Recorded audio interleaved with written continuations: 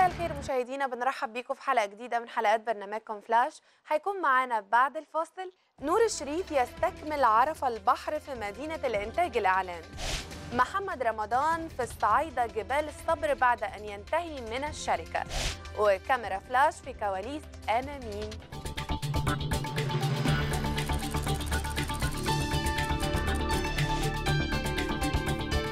بيستأنف حاليا النجم الكبير نور الشريف تصوير مسلسله الجديد عرف البحر، واللي هيدخل بيه السباق الرمضاني إن شاء الله.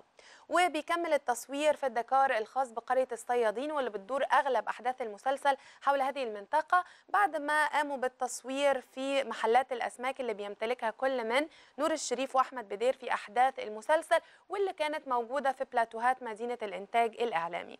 عرف البحر من بطولة هالة صدقي، نور الشريف، أحمد بدير، وعدد كبير جدا من الفنانين والفنانات والوجوه الجديدة كما اعتدنا دائما من نور الشريف. التأليف محمد الصفتي والإخراج لأحمد مدحت.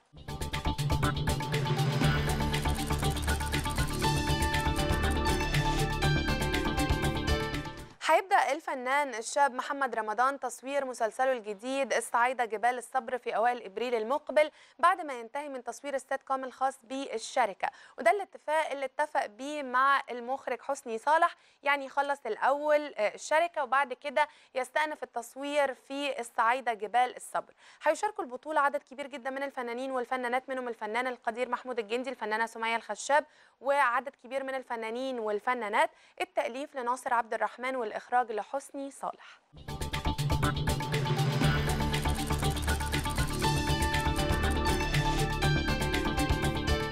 بيقوم حاليا المخرج خالد بهجت تصوير الجزء الأول من مسلسله لعبة السنين، واللي بيحمل اسم أنا مين، ومكون من 15 حلقة. وبعد ما ينتهي من تصوير الجزء الأول من لعبة السنين هيقوم بتصوير إكرام ميت، وده عنوان الجزء الثاني من هذا المسلسل، وهيشترك فيه عدد كبير من الفنانين والفنانات.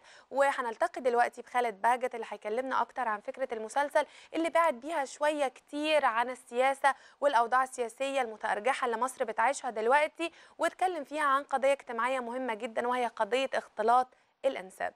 اللقاء اللي جاي هيكون مع المخرج خالد بهجت وكمان مع الفنان طارق النهري، واللي بيعود مرة أخرى للدراما التلفزيونية بعد فترة غياب.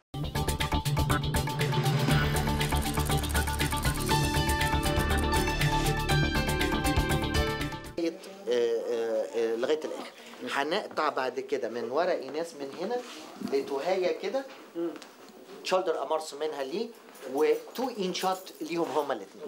بصي انا بعمل مسلسل تحت اسم لعبة السنين، وده اسم مؤقت لي.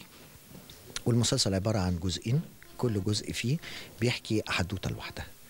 الحدوتة الأولانية اسمها أنا مين، وده برضو اسم مؤقت، والحدوتة الثانية اسمها إكرام الميت. الجزء الأولاني بنتكلم فيه على فكرة الهوية، فكرة خلط الأنساب، فكرة أولاد الشوارع، فكرة إنك تصحي الصبح ما تلاقيش نفسك نفس اسمك، أو